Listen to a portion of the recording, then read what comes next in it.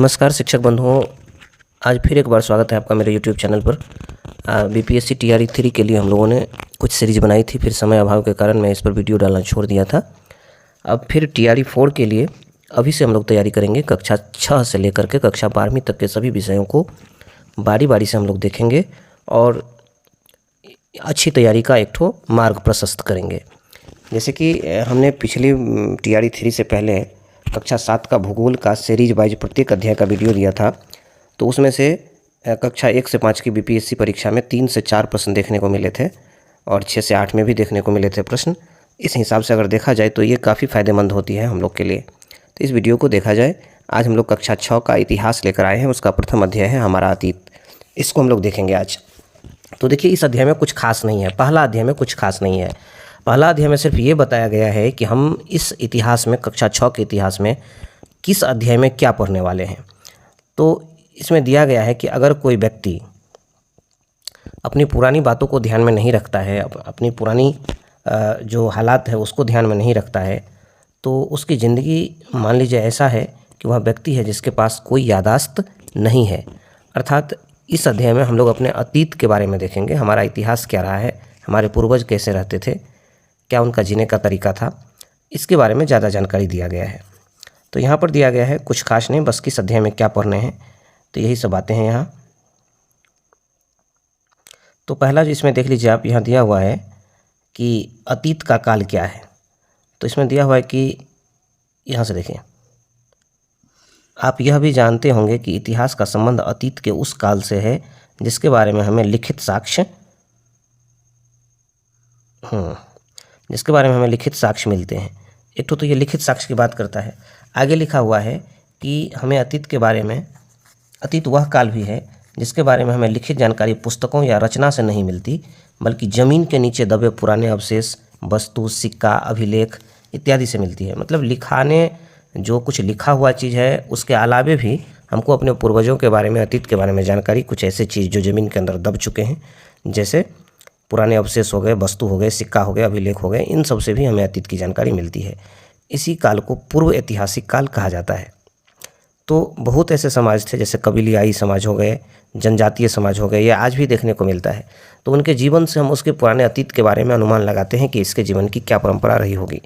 इन्हीं तमाम बातों को जानने के लिए जो हमारे पूर्वज किया करते थे, उसी के बारे में दिया गया है इसमें कुछ खास नहीं है। पहले अध्याय में क्या पढ़ना है, दूसरे अध्याय में क्या पढ़ना है, तीसरे अध्याय में क्या पढ़ना है, इन सभी के बारे में जानकारी दी गई है। तो आप देखिएगा, यदि पहले अध्याय को इसमें, तो परीक्षा में पूछने योग्य कुछ खास बातें पहला अध्याय में नहीं है। दूसरा अध्याय में दिया गया है कि कब, कहाँ और कैसे क्या हुआ, उन सब बातों की जानकारी। उसके बाद इसमें देख सकते हैं आप, हमारे जो पूर्वज थे वो नदी के किनारे क्यों बसते थे, क्योंकि नदी के किनारे क्या होता था, उनको पानी आसानी से उपलब्ध होता था। नदी के किनारे का जो ज़मीन होता था वो उपजाऊ भी काफ़ी होता था। उसके बाद वहाँ पर ज़मीन की सिंचाई के लिए पानी मिल जाता था। उसके बाद नदी के रास्ते उनका जो यातायात की बात थी, व्यापार करने का रास्ता, वो भी सुविधाजनक था। इन्हीं सब के कारण वो नदियों के किनारे बसा करते थे। उसके बाद हम लोग ये भी पढ़ेंगे कि उनका खान पान, रहन सहन, वेशभूषा कैसा था। इन सब बातों को भी हम लोग जानकारी में लेंगे। आगे है कि वो लोग कंदमूल जमा करके, शिकार करके अपनी ज़रूरतों को पूरा करते थे। फिर उन्होंने अपनी सुविधा के लिए पत्थरों का औजार और हथियार बनाने लगे। फिर उसी तरह उन लोगों ने आग का आविष्कार किया। अब वह यह है उनके लिए एक महत्वपूर्ण खोज थी, क्योंकि अब उनके जीवन शैली में काफ़ी परिवर्तन आया। पहले जो कच्चा मांस खाते थे उसे पकाकर खाने लगे, जो पहले से अधिक स्वादिष्ट और सुपाच्य हो गए थे। उसके बाद धीरे धीरे आप अगले अध्याय में, जो चौथा अध्याय में है, उसमें आप पढ़ेंगे किसान जो है पशुपालक हो गए, समझ गए, पशुपालन करने लगे। पशुपालन के साथ साथ वो कृषि का कार्य कर रहे थे। तो कृषि, व्यापार, पशुपालन से यातायात में भी प्रगति आई। उसके बाद फिर देखिएगा 5वें अध्याय में हड़प्पा संस्कृति के बारे में हम लोग जानेंगे। 5वें अध्याय में जो प्रारंभिक शहर, प्राथमिक नागरिक, उसके बारे में देखेंगे। हड़प्पा संस्कृति के बारे में हम लोग पढ़ेंगे। यह वह समय था जब मनुष्य ने अपने जीवन को नए सभ्य जीवन का जीना आरंभ किया था, समझ गए।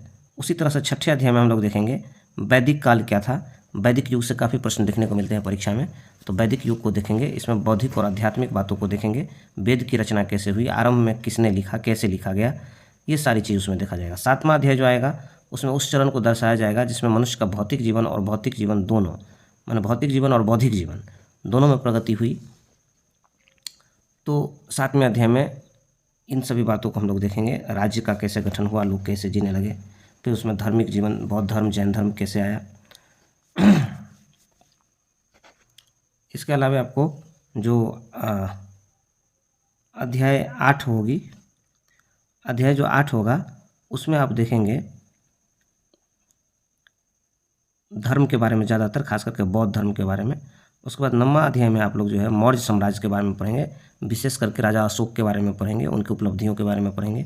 10वां अध्याय में मौर्य साम्राज्य का पतन कैसे हो गया, उन सब कारणों का पता लगाएंगे। उसके बाद 11वां अध्याय में सुदूर क्षेत्रों में भारत के प्रभाव के विस्तार के बारे में विस्तृत जानकारी मिलेगा। इसके बाद जो अध्याय आएगा हम लोग का 12वां 13वां, उस 12वां 13वां में है नए साम्राज्य और राज्य, संस्कृत और विज्ञान, इन सब चीज़ों के बारे में देखेंगे। उसके बाद लास्ट जो अध्याय है उसमें हमारे कुछ इतिहासकारों के बारे में चर्चा की गई है। तो इस हिसाब से देखा जाए तो पहला अध्याय परीक्षा के दृष्टिकोण से बहुत महत्वपूर्ण नहीं है, बल्कि पहला अध्याय में हमारे पुराने अतीत के बारे में जानकारी दी गई है, जो और मुख्य जानकारी ये दी गई है कि छठा के इतिहास में हम लोग क्या क्या पढ़ने वाले हैं।